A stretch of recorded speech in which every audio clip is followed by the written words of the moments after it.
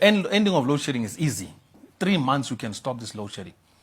They are not making the efforts, and they are creating opportunity out of this load shedding. One, the opportunity to give people the hope that something is going to happen. Secondary to it is they are using it towards the election to say, we have been working hard in ending load shedding, when they know it can be done in 3 months. Bring back the 17,000 megawatts that is currently sitting idle and not working in the power stations and completely shut down due to some of these minimum emission standards. Bring back the additional power that is already available within ESCOM. And once you solve that, you're going to be okay. Yeah. Right now, we're faced with a blackout. We're faced with a complete grid collapse. That's a huge topic that people don't understand. The minute you go, we're sitting at about between 24 and 25,000 megawatts of available electricity. If you dip to below 20,000, our grid nationally will collapse, which means you'll not have electricity for a month to sometimes 6 months to restore it back. Because the minute you have a transmission collapse of electricity not being transmitted on the power lines, your grid, when it goes off, the minute you bring it up, those instruments, those transformers, those power lines are going to start exploding. That is what we talk about when we say it's a grid collapse. When they explode, you have a national, it's like bombs will be going off. And you have a serious disaster. And South Africans don't get it. When we say a grid collapse, they think that it's just going to be a one-day load shedding and then tomorrow you have electricity. No, it's going to be a total blackout where there's nothing available. And these are the things that papers are not reporting on, and the seriousness of a grid collapse. 20,000 megawatts below that, you're going to see a disaster. That's right now, we're doing a demand management where you're looking at a situation where you can ask people to switch off their side of demand, but not the transmission side where ESCOM is generating and pushing across. And that's where the grid collapse situation comes in.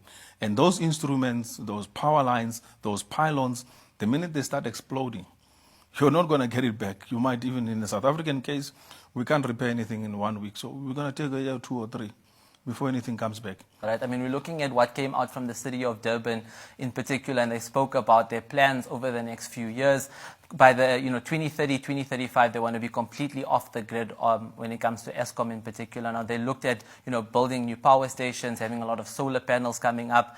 Do you think, A, is that something that's realistic and can actually happen? And 2, do you think that's the best way to solve the energy crisis, or what would be the best solution? Who has ever moved out of a national grid in the world? You cannot move out of the national grid. So some of these plans are nice on aspirational value of saying we're aspiring towards this, but the practicality of it is not there. Solar, wind, as much as it is reliable for a period of time, 3-4 hours in the day available, does not mean it can be used in the system, especially at the level they're talking about. Individually, households can have their own independence for a few hours, as long as there is sun and there is, particularly a household is going to be mostly solar-based. They have a good battery backup where they can do the storage. But at a proper grid level, where you're depending on electricity, remember South Africans don't understand the fundamentals of electricity. We've got 399,000 kilometers, almost 400,000. You know when you talk 400,000 kilometers of power line, it's a lot. It's lines running like that throughout the country.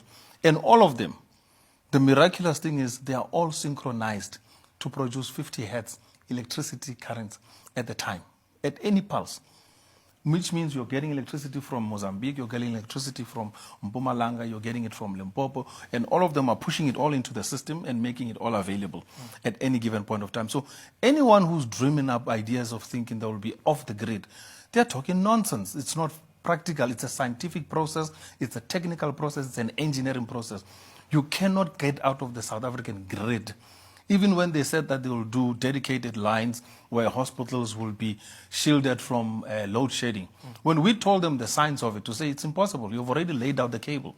Unless you go and dig out brand new cable from a substation right to the hospital or the school, and you lay it out. You tell me, they can't do a 1 kilometer of cable now. What are they going to do with 5-10 kilometers from a substation to a hospital for that level? It will cost them fortunes for that. So certain things, I hear the discussions are misleading. And unfortunately, mainstream media does not want to tell people the truth. They will always come up with these ideas. Solar is nice for houses, for small commercial buildings. But when you go industrial, when you go national grid, where we are all connected to ESCOM, it's almost impossible to rely on solar. You cannot have windmills coming out of, for instance, the Northern Cape. You have solar plants coming out of Eastern Cape as well as the Northern Cape, all sitting in the desert producing electricity. It does not even get transmitted because you get to lose 40% of that electricity. And the fact of the matter is there's two currents there. There's two currents. One is heavy voltage. The other one is called low voltage. And low voltage cannot be transmitted over long transmission lines over a period because you lose a lot of it, and it's static. It's up and down. It's intermittent, and it picks up and continuously cause disruption, and it bans equipment in the transmission. So what does ESCOM do? They buy it and they dump it. They don't want to tell you the truth. But that's what happens. They just buy it on the gate. Right there, they throw it away. But they had to do it because the World Bank imposed the condition.